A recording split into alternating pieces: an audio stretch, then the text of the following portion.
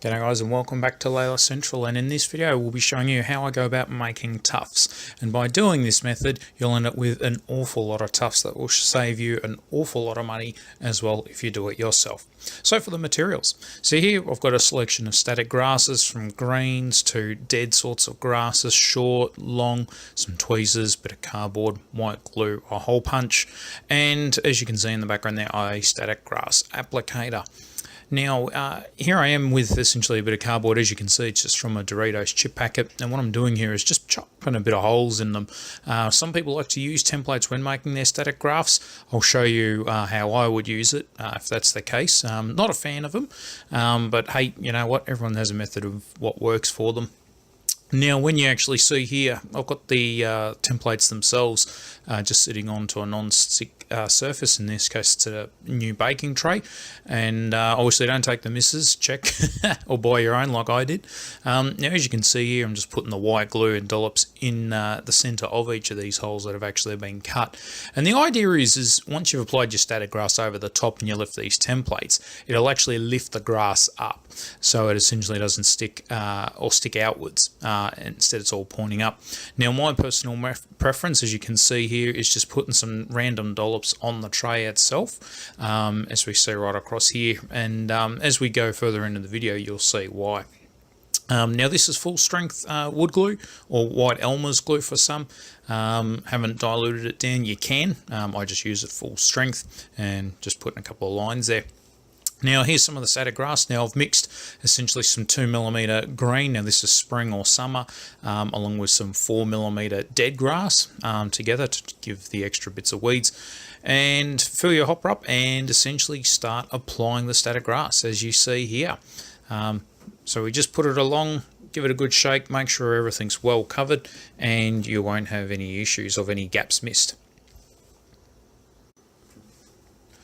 Okay, now once that's actually been put on there, I'll just grab some tweezers and essentially lift these little cardboard templates. Now as you lift them, it'll lift the tufts that are sticking out on the sides, essentially pulling them upwards. Now this is fine. If you're like me though, as you'll see here, I'll drop the template, which is a bit of a pain. Part of the reasons why I don't use the templates, but hey look, they still turn out perfectly fine. And you know, as you can see with my ones in the middle where I've just used the dobs plus the templates around, there isn't a big difference. You can see a subtle difference, but that works perfectly fine. So yeah, a great job with the static grass applicator, and once dry, you know, put them on straight on your layout. Now here I'm essentially going to be doing another lot, but this one essentially just how I actually do it completely from start to finish. So a couple of dobs essentially on the non-stick baking tray, as I mentioned before, random sizes, they don't have to be perfect. As you can see, I'll also do a couple of little splodges of random things as well. No weeds are uniform. If you have a look in the real world, you can see there's differences as well in regards to them. And yeah, just filling up a few extra gaps.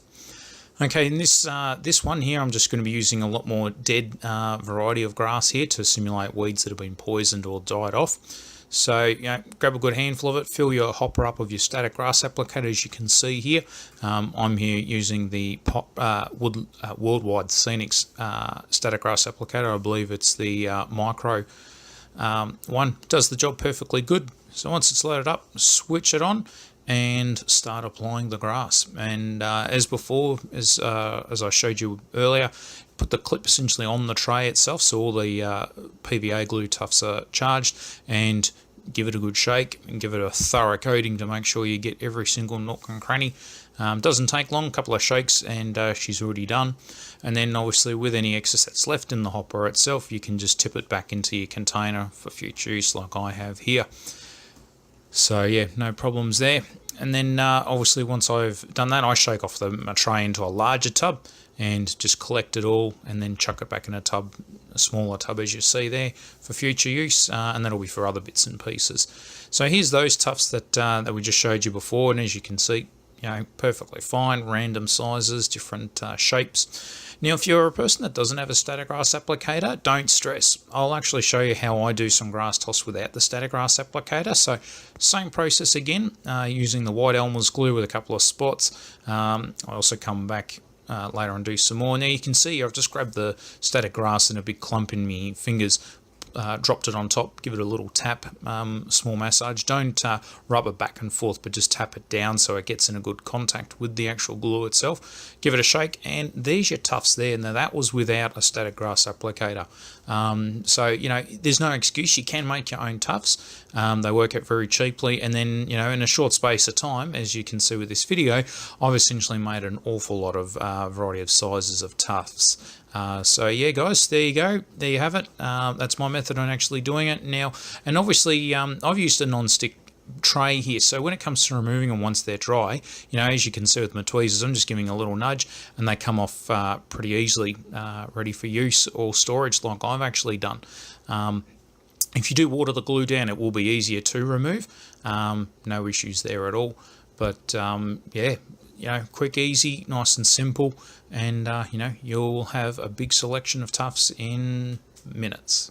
Anyway, guys, I hope you've learned something. Thanks for watching, and see you next time. Bye.